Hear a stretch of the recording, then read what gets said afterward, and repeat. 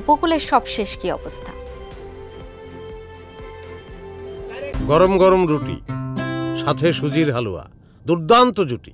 তবে জুটি জমাতে চাই তীর আটা ময়দার সুজি, কারণ তীর ছাড়া আমার চলেই না। উপকূলের সর্বশেষ অবস্থা হচ্ছে কক্সবাজারের।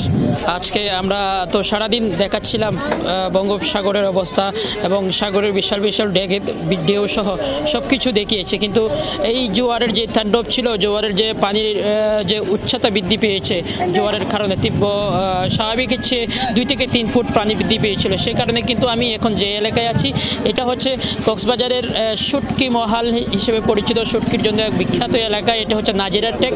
এখানে কিন্তু যে নিম্নাঞ্চল রয়েছে, নিম্নাঞ্চলে পানি উঠেছিল। আমরা দেখছি আমার ঠিক ডান পাশে কিন্তু আমরা অনেককেই দেখতে পাচ্ছি তারা ঘর বাড়ি ছেড়ে ইতিমধ্যে নিরাপদ আশ্রয়ের দিকে ছুটে যাচ্ছেন এবং তারা পরিবার পরিজন নিয়ে একেবারে আসবাবপত্র নিয়ে বাড়িঘর ছেড়ে একেবারে আশ্রয় কেন্দ্রের দিকে যাচ্ছে। এখানে দেখছি যে আমরা একটি গাড়িও এসেছে, গাড়িতে করে কিন্তু জেলা প্রশাসনের পক্ষ থেকে এবং পৌরসভার পক্ষ থেকে গাড়ির ব্যবস্থা করা হয়েছে।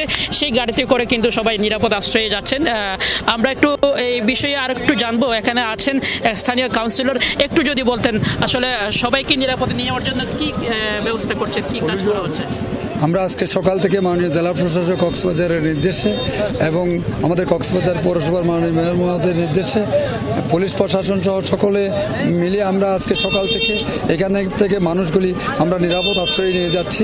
এখন আমাদের 2-1 বার আমাদের মাননীয় জেলা প্রশাসক এখানে এসেছেন, জেলা প্রশাসনের কর্মকর্তারা এখানে আছে এবং আমরা এখন কিন্তু সকাল থেকে এ পর্যন্ত মানুষগুলিকে নিরাপদ আশ্রয়ে নিয়ে যাচ্ছি।